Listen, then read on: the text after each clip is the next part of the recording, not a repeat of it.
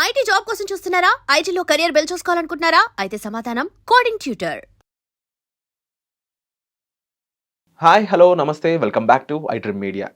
మనందరికీ తెలుసు Trump madness ఏ విధంగా వెళ్తుంది అనేది. ఆల్రెడీ టారిఫ్ వార్ గురించి మనందరికీ తెలిసిన విషయమే. అయితే ఈసారి డైరెక్ట్గా కంట్రీస్ మీద ఒక్కొక్క కంట్రీ మీద తన ఫోకస్ అయితే మారుస్తూ ఉన్నాడు ట్రంప్. ఆల్రెడీ వెనిజులాకు సంబంధించి ప్రెసిడెంట్ని తొలగించి ఒక కొత్త ప్రెసిడెంట్ కూడా అక్కడ నుంచోబెట్టడం జరిగింది. అలాగే ఇప్పుడు తన టేక్ మొత్తం ఇరాన్ మీదకి పంపించబోతున్నాడు అన్న వార్తలు అయితే వస్తూ ఉన్నాయి. మరి ఇది ఎంతవరకు నిజం? నిజంగా ఇరాన్ని టేక్ ఓవర్ చేసుకోగలడా ట్రంప్? టేక్ ఓవర్ చేసుకోలేకపోతే ఏం చేయగలడు? అసలు దానివల్ల మన కంట్రీకి ఏమైనా ఎఫెక్ట్ ఉందా? ఓవరాల్గా దీనివల్ల స్టాక్ మార్కెట్ మీద ఎలాంటి ఎఫెక్ట్ పడుతుంది? ఎండ్ ఆఫ్ ది డే ఒక ట్రంప్ తీసుకునే డెసిషన్ ఒక కామన్ పర్సన్ ఇన్ ఇండియా ఎలా ఎఫెక్ట్ అవ్వబోతున్నారో తెలుసుకుందాం ఈరోజు ఎపిసోడ్లో. దీన్ని మనకు తెలియజేయబోతున్నారు ప్రసాద్ పేకేటి గారు, జియోపొలిటికల్ అనలిస్ట్. సార్తో మాట్లాడదాం. Hi sir. నమస్తే అండి. అంటే బటర్ఫ్లై ఎఫెక్ట్ అంటారో లేదంటే దానికి ఏం పేరు పెట్టాలో తెలియదు. ఎక్కడో అమెరికాలో అంటే అది అగ్రరాజ్యం అయినప్పటికీ దాని ప్రెసిడెంట్ తీసుకునే ఒక్క చిన్న డెసిషన్ కూడా ఇండియాలో ఉన్న ఒక కామన్ పర్సన్ తన కొనుక్కునే ఒక కూరగాయల దగ్గర నుంచి నడుపుకునే బండి పెట్రోల్ వరకు డెసిషన్ అనేది మార్చేస్తూ ఉంది. సో ఇంత సెన్సిటివ్ జియో పాలిటిక్స్ అనేది. రైట్ నో ఇరాన్ సంబంధించి ఒక మేజర్ చేంజెస్ అనేది మన ట్రంప్ తీసుకురావాలని అనుకుంటున్నాడు అని చెప్పేసి చాలామంది చెప్తున్నారు అనలిస్టులు. ముఖ్యంగా నిజంగా ఇరాన్ని టేక్ ఓవర్ చేయగలడా ట్రంప్ అనేది నా ఫస్ట్ క్వశ్చన్. ఓకే, సో ఇక్కడ చూడాల్సింది మీరు భారతదేశం అని చెప్పారు, కానీ ట్రంప్ తీసుకునే నిర్ణయాల వల్ల ప్రపంచమే అతలాకుతలం అవుతోంది. సో ఉట్టి ఈ ట్రంప్ తీసుకున్న టరీఫ్ డెసిషన్ల వల్ల ఎంత టెన్షన్లు అవన్నీ వచ్చేసాయంటే అది కూడా ఒక విధంగా మనకి బ్లెస్సింగ్ ఇన్ డిస్గైస్ అని చెప్పచ్చు. ఎందుకంటే ట్రంప్ దయ వల్లనే అసలు ఈ వాళ్ళకి కూడా వాళ్ళని ఒక పని వాళ్ళగా చూస్తూ, సామంత రాజులుగా చూస్తూ అలా ఉండడం వల్ల EU వాళ్ళు భారతదేశం వైపు చూశారు, మంచి రిలేషన్ ఏర్పరచుకుని ఏంటి వీడి వెనుక మనం ఉండేదని చెప్పి EU వాళ్ళు డైరెక్ట్ మనతో డీల్ చేసుకున్నారు. Mother of all deals. అందు గురించి చాలా దేశాలు కూడా ఈ US నెమ్మదిగా ఐసోలేట్ చేయడం మొదలుపెట్టారు. దాంతో వాడికి కూడా అర్థమైంది, సరే ఈ చైనా లేకపోతే మిగతా దేశాలన్నీ యుఎస్ని ఐసోలేట్ చేస్తున్నారని చెప్పి వాడు ఇప్పుడు షిఫ్ట్ ఫోకస్ చేశాడు. షిఫ్ట్ ఎందుకు చేంజ్ చేశాడంటే మీరు వెనిజులా చూసుకోండి. అంటే మెయిన్ ఇక్కడ వచ్చేసరికి అండి ఆయిల్ మీద డిపెండెన్సీ. చైనా వాళ్ళకి మెయిన్ ఇది జియో పాలిటిక్స్ మధ్య కాన్ఫ్లిక్ట్స్. ఎవరెవరు ఉన్నారు? 4 ప్లేయర్స్ ఉన్నారు వరల్డ్లో. First already established player US, next place వచ్చేసరికి చైనా, ఒకప్పుడు గొప్ప దేశంగా ఉండి గ్లోబల్ పవర్గా ఉండి మళ్ళీ ఆ స్థానాన్ని కోల్పోయి రావడానికి ప్రయత్నం చేస్తున్న రష్యా, ఇంకోటి భారతదేశం ఆస్పైరింగ్ ఇండియా. సో ఈ దేశాల మధ్య మెయిన్ కాన్ఫ్లిక్ట్ వచ్చేసరికి ఇక్కడ US చైనా మధ్య. చైనా వాడికి అడ్వాంటేజ్ ఏంటంటే మ్యానుఫ్యాక్చరింగ్, వాడి హబ్, వాడి కోర్ అది రేర్ ఎర్త్ మినరల్స్ ఏవైతే ఉన్నాయో వాడికి మెయిన్ అవి. కానీ వాడి డిసడ్వాంటేజ్ ఏంటంటే 90% ఆఫ్ వాడికి కావాల్సిన oil and gas China has to import from other countries. అయితే ఈ మిడిల్ ఈస్ట్ నుంచి తెచ్చుకునే ప్రయత్నం చేస్తూ వచ్చారు. అందు గురించి పెద్ద రోడ్ ఏదైతే వేసారో ఆ ప్రయత్నాలు చేస్తూ పెద్ద ఇన్వెస్ట్మెంట్ చేశారు. సో లేదంటే మలక్కా స్ట్రీట్ నుంచి తీసుకురావడము, ఆయిల్ డిలేస్ అవన్నీ అవుతూ వచ్చేవి. కాబట్టి ఈ BRI రోడ్ అంటారు కదా, సో ఈ రోడ్లు వేసి డైరెక్ట్ పాకిస్తాన్ నుంచి అక్కడి నుంచి తెచ్చుకుందామన్న ప్లాన్లో వాడు ఉంటున్నాడు. అదే కాకుండా లాటిన్ అమెరికాలో ఆయిల్ రిజర్వ్స్ ఎక్కువ ఉన్న దేశాలు వీడు స్ట్రాటజీగా ఇన్వెస్ట్మెంట్ చేయడము, వాళ్ళకి లోన్లు ఇవ్వడము అవన్నీ చేస్తూ వచ్చాడు. వెనిజులాలో కూడా చాలా ఇన్వెస్ట్మెంట్లు ఉన్నాయి. అయితే ఫస్ట్ చైనాని కంట్రోల్ చేయాలి అంటే వాళ్ళకి వెళ్తున్న సప్లైస్ ఏవైతే ఉన్నాయో వాటిలన్నింటినీ కంట్రోల్ చేసుకుంటూ రావాలి, ఆపాలి. అందుగురించి US వాడు ఏం చేశాడు, వాడు కూడా ఒకప్పుడు ఆయిల్ మీద మిడిల్ ఈస్ట్ మీద డిపెండెంట్ అయి ఉండేవాడు. తర్వాత లాస్ట్ ఒక 10-15 ఇయర్స్ నుంచి వాళ్ళ ఇంటర్నల్లీ వాళ్ళ ఆయిల్స్ని ఎప్పటి నుంచి రిజర్వ్స్ ఉన్నప్పటికీ కూడా ఆ ఆయిల్ని వాడు తెచ్చుకుని వాడు సెల్ఫ్ డిపెండెన్సీ తెచ్చేసుకున్నాడు. అయితే ఇక్కడ మిడిల్ ఈస్ట్లో ఏం చేశాడంటే ఈ కంట్రీలోనే ఉన్నాయి కదా మనకి ఈ సౌదీ కానీ లేకపోతే ఖతార్ కానీ కువైట్ కానీ ఈ దేశాలన్నింటిలో కూడా మనం ఆయిల్ ఒక డీల్ చేసుకుందాము.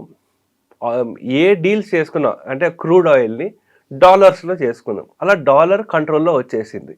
It is controlling the entire economy now. ఇప్పుడు ఇరాన్ వాడు మాట వినట్లేదు. సో ఎప్పటి నుంచో యాక్చువల్లీ ఇప్పుడున్న ఈ కమీని ఎవరైతే ఉన్నారో అతని గవర్నమెంట్ తీసుకురావడానికి మొత్తం డీప్ స్టేట్ ప్లానింగ్ చేశారు. కానీ అప్పటి నుంచి రాడికల్ ఇస్లామిజం ఇంకా పెరిగిపోయి వాళ్ళు మాట వినకుండా డైరెక్ట్ చైనాతో డీల్ చేసుకుంటున్నారు. చైనాతో ఇంకా రష్యా ఇటువంటి దేశాలతో డీల్ చేసుకుంటున్నారు. ఒకప్పుడు ఇజ్రాయిల్ ఇరాను మంచి ఫ్రెండ్స్ వాళ్ళు, కానీ వీళ్ళు బద్ధ శత్రువులు అయ్యారు.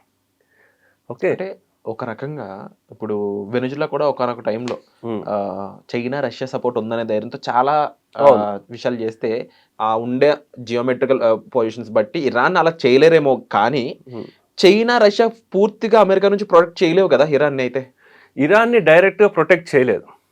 ఇరాన్ని రష్యా కానీ చైనా కానీ డైరెక్ట్గా ప్రొటెక్ట్ చేయలేరు, కానీ పరోక్షంగా సపోర్ట్ చేస్తారు.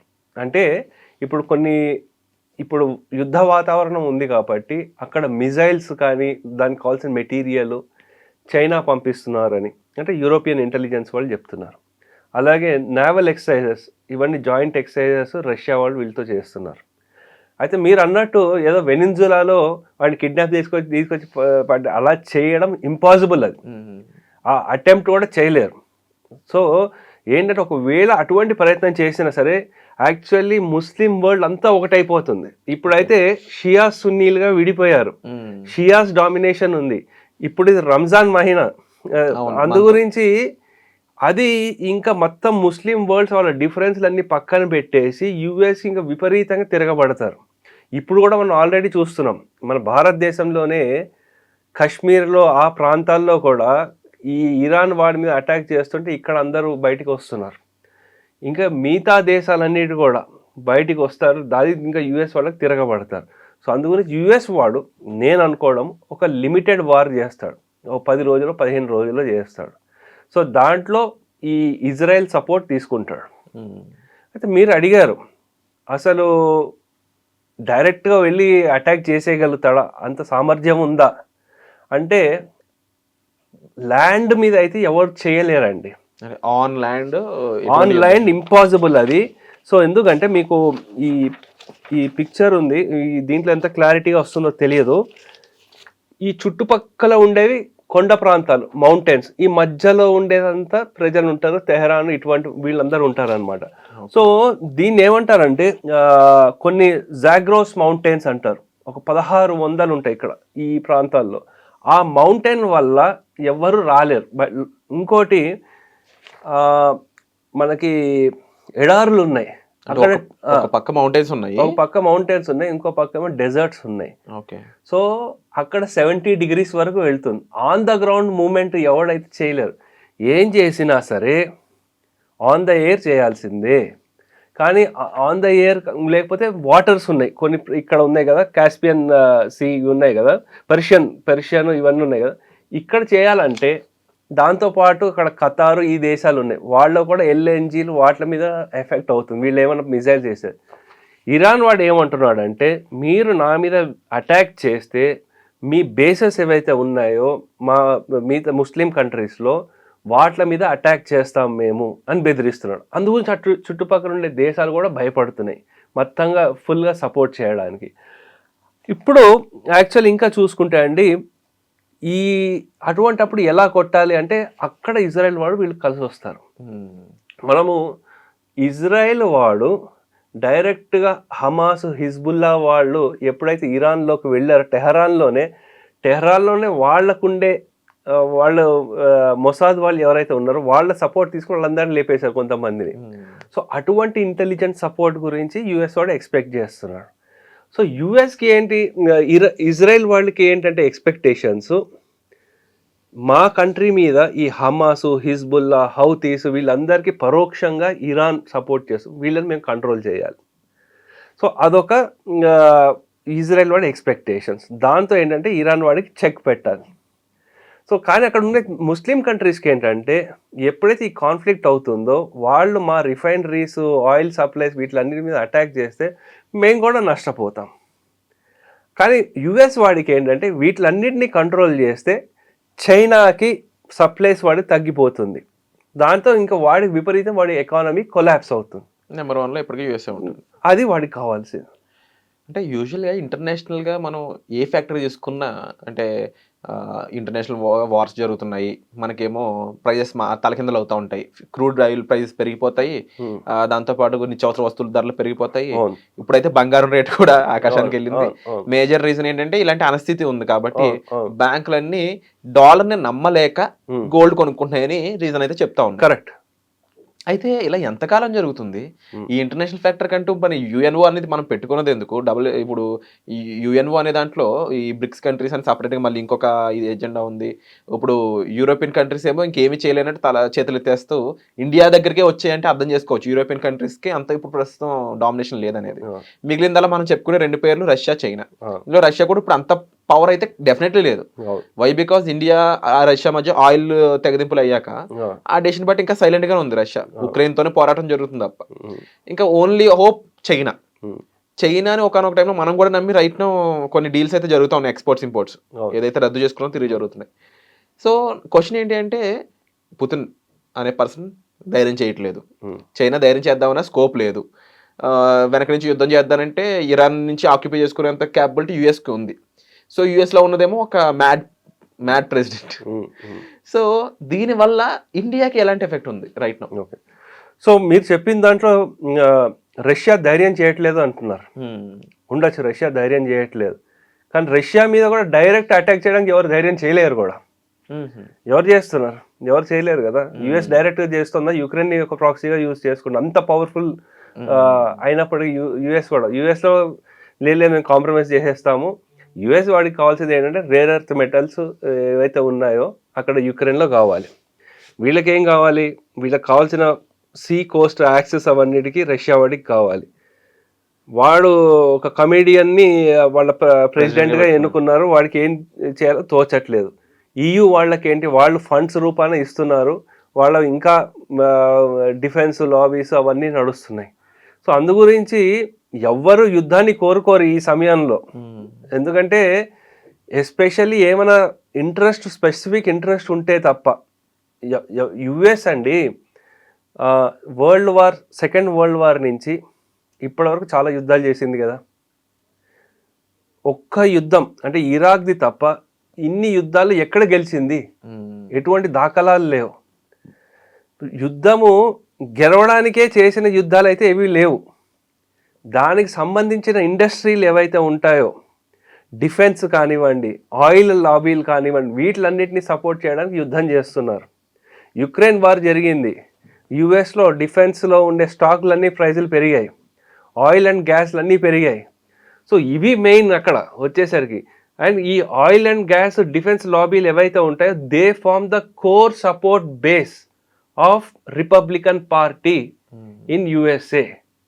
అందు గురించి ఇక్కడ భయము, అభయము, ధైర్యం చేయడం, అధైర్యం ఏం లేదు. ఎవరికి ఏం బెనిఫిట్? ధనం మూలం ఇదం జగత్. అంటే యుఎస్ అనేది వేరే ఏ కంట్రీని కూడా ఫస్ట్ పవర్లోకి రానివ్వకుండా చూసుకుంటుంది. ఎందుకంటే ఆ ప్లేస్ అయితే యుఎస్ కోల్పోవాలనుకోదు. కరెక్ట్. సో ఆ ప్లేస్కి ఎవరు వస్తున్నారన్నా సరే తన టార్గెట్ మొత్తం డైరెక్ట్ గాను ఇండైరెక్ట్ గాను అక్కడే ఫోకస్ చేస్తాను. సో ఇంకో పక్క చూసుకున్నట్లయితే నేను అన్నట్టే రష్యా అయితే ధైర్యం చేయట్లేదని అనుకుంటున్నాను ఇప్పటికీ కూడా. చైనా ధైర్యం చేద్దామని పాసిబిలిటీ లేదనిపిస్తుంది. మూడో ప్లేస్లో ఇండియా ఉందనేది అందరూ చెప్తా ఉన్నారు. ఎందుకంటే యూరోపియన్ లాంటి ఒక ఖండమే, దేశం కాదు, కొన్ని ఆ ఖండం 5-6 దేశాలతో ఉన్నది వచ్చి మన దగ్గర కొన్ని మదర్ ఆఫ్ ఆల్ డీల్స్ చేసుకుంది. అంటే మేబీ ఇండియా వైపు ఏదో ఉంది, ఛాన్స్ ఉందనే ఏమైనా చూస్తున్నాయేమో అనే ఒక హోప్ నాకు అనిపిస్తూ ఉంది. బట్ ఇండియాకి ఎంతవరకు పాసిబిలిటీ ఉంది ఆ పొజిషన్కి వెళ్ళడానికి? ఎంతకాలం పట్టవచ్చు? సో యుఎస్ని ఎదిరించి ఢీ కొట్టే ధైర్యం ఎవరికి లేదు యాక్చువల్లీ. అంటే ధైర్యం అంటే యుద్ధం చేసి ఏం సాధించాలి అనేది చూస్తారు కదా. సో మీరు చైనాకి ధైర్యం లేదని చెప్పారు, రష్యాకి లేదంటున్నారు, యూరోపియన్ యూనియన్కి ధైర్యం లేదంటున్నారు. సో చైనాని ఢీ కొట్టే ధైర్యం ఎవరికి ఉంది? ఎవరికైనా ఉందా? ఒకవేళ ట్రంప్ మనకి టరీఫ్లు పెంచేస్తాం ఇలా అన్నాడు, మరి చైనా వాళ్ళు ఆయిల్ కొంటున్నారు కదా, మనకంటే ఎక్కువ కొంటున్నారు రష్యా నుంచి, మనకంటే ఎక్కువ కొంటున్నారు ఇరాన్ దగ్గర నుంచి. మరి చైనా మీద యుద్ధం చేసి లేకపోతే టారిఫ్ పెట్టే ధైర్యం ఉందా? ఇక్కడ ధైర్యము అధైర్యం కాదు అంశము, ఎవరిది ఎంత లివరేజ్ ఉన్నదన్నది ముఖ్యం. సో చైనా వాడు ఏం చేస్తా, నువ్వు నా మీద ఇలా చేస్తే నీకు రేర్ ఎర్త్ మెటల్స్ ఏవైతే ఉన్నాయో మా కంట్రీలో మ్యానుఫ్యాక్చర్ అవుతుందో, సెమీ కండక్టర్లు ఏవైతే ఉన్నాయో అవన్నీ ఆపేస్తున్నావు అంటాడు. అయితే ఏమవుతుంది, వాడు ఆటోమొబైల్ ఇండస్ట్రీలు ఇవన్నీ పడిపోతుంది, లేకపోతే వాళ్ళకి రావాల్సిన టెలిఫోన్లు పడిపోతాయి, ఇప్పుడు ల్యాప్టాప్లు అంటున్నారు, ఏఐలు అంటున్నారు, పెద్ద పెద్ద డేటా సెంటర్లు అంటున్నారు, దానికి కావాల్సిన మెటీరియల్ అన్ని ఎక్కడి నుంచి రావాలి. సో ఏ కంట్రీకి ఎంత లెవరేజ్ ఉంటుందో దాని మీద ఆధారపడి ఉంటుంది. చైనాకి ఎంత లెవరేజ్ ఉందంటారు? మాక్సిమం లివరేజ్ వాళ్ళకే ఉంది, అట్లీస్ట్ ఈ రేర్ ఎర్త్ మెటల్స్ లేకపోతే సెమీ కండక్టర్స్ వాటి మీద. ఎందుకంటే చైనా వాడు ఈవెన్ మెడిసిన్స్లో కూడా కొన్ని కాంపోజిషన్స్ ఏవైతే ఉన్నాయో ఎక్కువ చైనా వాడికి లివరేజ్ ఉందన్నమాట. సెల్ఫ్ సస్టైన్ కంట్రీ అని చెప్పొచ్చా, లేదంటే వేరే కంట్రీస్ ద్వారా సపోర్ట్ బాగుంది అని చెప్పొచ్చా? అంటే మీరు చైనా వాడి economy is primarily export based economy, okay, కానీ ఇంటర్నల్ కన్జ్యూమరిజం వాళ్ళకి తక్కువ.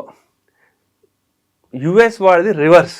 యుఎస్ వాళ్ళకి why US is so powerful, population wise వాళ్ళకి తక్కువ అయినప్పటికీ కూడా ఇండియా చైనా ఎంతైతే కన్జ్యూమ్ చేస్తుందో దానికి రెండింతల కన్జ్యూమర్ అక్కడ యుఎస్లో ఉన్నారు కాబట్టి వాడు కొనే శక్తి వాడి దగ్గర ఉంది కాబట్టి, దాన్ని కన్జ్యూమ్ చేసే శక్తి వాడికి ఉంది కాబట్టి వాడికి ఉన్న లివరేజ్ అది.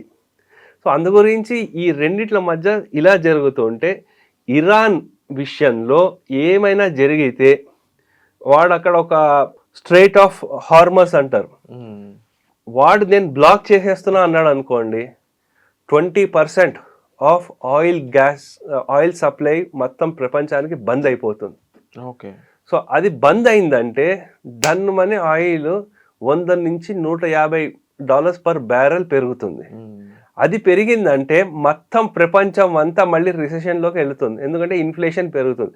ఎప్పుడైతే ఇన్ఫ్లేషన్ పెరుగుతుందో ధరలు పెరుగుతాయో అక్కడ ఉండే ప్రజలు తిరగబడతారు ప్రభుత్వాల మీద. సో అందు గురించి అందరికీ వణుకు పుడుతోంది ఇప్పుడు. అందు గురించి ఈ యుద్ధాన్ని ఎలాగైనా ఆపాలి అని ప్రయత్నం చేస్తున్నారు. సో అది ఆ ఇంపాక్ట్ మీరు భారతదేశం అనే చెప్తున్నారు, నేను చెప్పింది భారతదేశమే కాదు యావత్ ప్రపంచం మీద కూడా ఉంటుంది. అయితే భారత్ దీన్ని మనం ఏమైనా ఫ్యాక్టర్ చేసి మనం ఏమైనా ముందుగా ప్రిపేర్ అయి ఉన్నామా అంటే, గత 10 సంవత్సరాల్లో మోదీ గారి ప్రభుత్వం వచ్చిన తర్వాత ఎటువంటి ఎమర్జెన్సీ వచ్చినా సరే మనకి ఇప్పుడు ఎంతైతే కన్జ్యూమ్ చేస్తున్నామో ఆయిల్ దాన్నే కంటిన్యూ చేసేటట్టు ఒక 70 నుంచి 75 రోజులు నిలువలు ఏవైతే ఉన్నాయో భారతదేశంలో వాళ్ళు బయట నుంచి తెచ్చుకోవడం జరిగింది. ఎస్పెషల్లీ కోవిడ్ టైంలో ఎప్పుడైతే మొత్తం ప్రపంచంలో అంతా ఆయిల్ అంతా స్టేబుల్ అయిపోయింది, అంటే ఎవరు వాడలేదో ఆ సమయంలో ఆయిల్ని తీసుకొచ్చి మన కొండల్లో గుహల్లో దాన్ని కొన్ని ప్రదేశాల్లో అది ఉంచారు అది. సో అది ఒకటి బ్యాకప్ ప్లాన్గా పెట్టుకున్నారు. అయినప్పటికీ కూడా ఈ ఇష్యూ అయితే డెఫినెట్లీ పెరుగుతుంది. ఎందుకంటే మనం చూడాల్సిన అంశం ఏంటంటే, యుద్ధం జరిగిన తర్వాత ఆయిల్ సప్లై ఆగిపోయింది అనుకోండి, మనకి ఈరోజు ఆయిల్ రావాలి అంటే వాడు 2 నెలల క్రిందట వాడు అక్కడి నుంచి పంపిస్తేనే వస్తుంది, 2 నెలల్లో నెల రోజులు. అందు గురించి అప్పటి వరకు నిలదొక్కుకోవాలి కదా. సో ఇంకా ఎమర్జెన్సీ ఆయిల్ లేకపోతే ఏం చేయాల్సి వస్తుందని మనం చూడాలి. సో అందు గురించి మీరు అడిగిన ప్రశ్నలో భారతదేశానికి ఇది ప్రాబ్లం ఉంటుంది, చైనా వాడికి కూడా ఉంటుంది. ఇంకా ఎప్పుడైతే ఇండియా చైనా మొత్తం ఇది అవుతుందో మొత్తం అన్ని చోట్ల కూడా డౌన్ అయిపోతుంది ఎకానమీ. అయ్యే అవకాశం లేకుండా యుఎస్ వాడికి కూడా ప్రాబ్లం అవుతుంది. ఎందుకంటే ఇంత డిప్లాయ్మెంట్స్ అవన్నీ చేసినా సరే వాడికి కూడా డబ్బు ఖర్చు అయిపోతుంది కదా. వాళ్ళు కూడా చాలా ఇన్వెస్ట్మెంట్లు చేస్తూ వచ్చారు కదా, వాళ్ళ ఎకానమీ కూడా అంత గొప్పగా ఏం లేదు కదా. మీరు ట్రంప్ మ్యాడ్ అని చెప్తున్నారు, ట్రంప్ మ్యాడ్ కాదండి, వాడు ఎలాగైనా చేసి ఆ యుఎస్లో పడిపోతున్న ఎకానమీని పైకి తీసుకురావాలి. అందు గురించి అందరు ఓకే వాళ్ళ కాలర్ పట్టింది, మా కంట్రీలో ఇంత ఇన్వెస్ట్ అయ్యి $100 బిలియన్, ఓకే $200 బిలియన్ అవన్నీ తీసుకుని వచ్చి ఎలాగైనా దాన్ని అలా ఉంచుతున్నాడు. అయితే ఈ చేసే ధోరణిలో మీరు ఇంకోటి అడిగారు, ఎందుకు అందరూ బంగారం వైపే వెళ్తున్నారు అంటే, మనం చూసుకుంటే గత 2-3 సంవత్సరాల నుంచి మన బంగారాన్ని లండన్లో పెట్టామని మనం తీసుకొచ్చేస్తున్నాము. ఎప్పుడైతే గ్లోబల్ అన్సర్టనిటీ ఉంటుందో అందరూ ఎక్కువ రిలైల్ అయిందంటే గోల్డే మోస్ట్ పవర్ఫుల్ అసెట్. అందుకోసం అందరు గోల్డ్నే కొనుక్కుంటున్నారు, వాళ్ళ దేశంలోనే పెట్టుకుంటున్నారు. సో అలాగే వాళ్ళ లోకల్ కరెన్సీలో కూడా ట్రాన్సాక్షన్స్ చేస్తున్నారు. ఎప్పుడైతే యుక్రెయిన్కి రష్యాకి వార్ జరిగిందో, ఎప్పుడైతే Russia dollar bonds dollar assets అవన్నింటిని ఫ్రీజ్ చేసి పడేశారో, ఇంత పవర్ఫుల్ అయిన రష్యాకే చేసినప్పుడు మన దేశానికి ఎందుకు చెయ్యరు? అందు గురించి యుఎస్ బాండ్స్ అన్నిటినీ వాళ్ళు అమ్మేయడము, దాంతోపాటు డీడాలరైజేషన్ అంటున్నారు, ఆ డీడాలరైజేషన్ చేయడము అవన్నీ చేసే ప్రయత్నం చేస్తున్నారు. యుఎస్ వాడు ఈ ఆర్థిక అంశాలు అలాగే వాడికి సంబంధించిన అంతర్గతంగా ఎవరికైతే డిస్టర్బెన్సెస్ ఉన్నాయో అవన్నీ ఆపుకోవడానికి యుఎస్ వాడు చేస్తున్న ప్రయత్నం ఈ ఇరాన్ వార్. దీంట్లో ప్రతి ఒక్కళ్ళకి వాళ్ళ సెల్ఫిష్నెస్ ఉంది, వాళ్ళ దేశానికి ఏది మంచిదో వాళ్ళు చేసుకుంటున్నారు. సో అది మనం ఇంకా వేచి చూడాలి, ఇంకా నెక్స్ట్ ఏమవుతుందో. ఎందుకంటే రాబోయే వారం 10 రోజుల్లోనే ఈ వార్ అవ్వచ్చు అని అంటున్నారు. ఈ సమయాన్ని ఒక బ్యాక్ ఎండ్ ఛానల్లో నెగోషియేషన్స్ నడుస్తున్నాయి. ఇంకో తరఫున ఇరాన్ వాడు ఎప్పుడైతే ఇజ్రాయెల్తో వార్ జరిగిందో 12 days వార్, దాంతో వాడు న్యూక్లియర్ సైట్స్ అవన్నిటి మీద దెబ్బలు ఏవైతే డైరెక్ట్ అటాక్లు చేశారో వాటిలన్నింటినీ వాడు రిపేర్ చేసుకోవడము, మన చైనా నుంచి తీసుకొస్తున్న మెటీరియల్స్ మళ్ళీ మిజైల్ తయారు చేయడం అవన్నీ చేసుకుంటున్నాడు. యుఎస్ వాడేమో వాడుకునే బలాలన్నింటినీ మోహరించే ప్రయత్నంలో వాడున్నాడు. కాబట్టి ఇంకా వారం 10 రోజుల్లో డెఫినెట్లీ మనము ఏదో ఒకటి చూడబోతున్నాం. మ్యాక్సిమం ఈ మంత్ ఎండ్ లోపల ఏదో ఒకటి అవ్వచ్చు అని అంటున్నారండి. కొంచెం భయంకరమైన సిచ్యువేషన్ లాగా కనిపిస్తూ ఉంది మీరు అన్నట్టు. కానీ end of the day India is ready, India prepared అని అయితే ఇక్కడ మనకి సార్ అయితే చెప్పడం జరిగింది. But end of the day ఒక వార్ అనేది డెఫినెట్లీ ఇంపాక్ట్ అయితే చూపిస్తుంది 100%. ఇది ఇరాన్కి సంబంధించి మన టేక్ అనేది ఇక్కడ ప్రసాద్ బెకెటి గారు చెప్పడం జరిగిందండి. సో ఈ విషయంపై మీరేమనుకుంటున్నారు? ముఖ్యంగా ట్రంప్ టేక్ ఓవర్ చేయగలడా, అంటే చేయలేని విధంగా ఎలా ఆ జియో పొలిటికల్ కంట్రీ సిచ్యువేట్ అయ్యి ఉంది, ల్యాండ్ ఎలా ఉంది అనే దాని గురించి అయి ఉండొచ్చు. అలాగే ఒక్కసారి ఇలా చేస్తే దానివల్ల నష్టపోవడం అనేది ఏ విధంగా ఎకనామికల్గా ఉంటుంది అనేది అయి ఉండొచ్చు. అండ్ డెఫినెట్లీ దానివల్ల ఇంపాక్ట్ అనేది చైనా మీద, రష్యా మీద, ఇండియా మీద ఏ విధంగా ఉంటుంది, అండ్ ఇండియా ఏ విధంగా దానికి ప్రిపేర్ అయ్యి ఉందనే విషయాలు మొత్తం కూడా ఈ వీడియోలో చెప్పడం జరిగింది కదా. సో దీనికి సంబంధించి మీరేమనుకుంటున్నారు తప్పకుండా కామెంట్ సెక్షన్లో మెన్షన్ చేయండి. అండ్ తప్పకుండా దీని కంటిన్యూటీ ఏం జరుగుతుందో అనేది నెక్స్ట్ ఎపిసోడ్లో తప్పకుండా చూద్దాం. Thank you so much for the analysis. Okay, నమస్తే. And for more videos, Please subscribe to iDream. Please subscribe to iDream. Please subscribe iDream. And please subscribe to iDream. For more videos, subscribe to iDream. please like, share and subscribe to the channel. Congratulations, iDream. subscribe to iDream. Subscribe to iDream. So subscribe to iDream Media. iDream ki iDream team andarki huge congratulations. Please subscribe iDream Media. Please subscribe to iDream. Subscribe iDream. Please subscribe to iDream. iDream అంటే నా కళల ఛానల్ను subscribe చేసుకున్న నోరు తిరుగుతలేదు, మీరైతే గంట గుర్తు కొట్టండి. For more such videos, please subscribe to iDream. Subscribe to iDream. Please subscribe to iDream. Please subscribe iDream Media. Please do subscribe to iDream. Please subscribe to iDream Media. For best entertainment and information, please subscribe iDream. And don't forget to subscribe to iDream.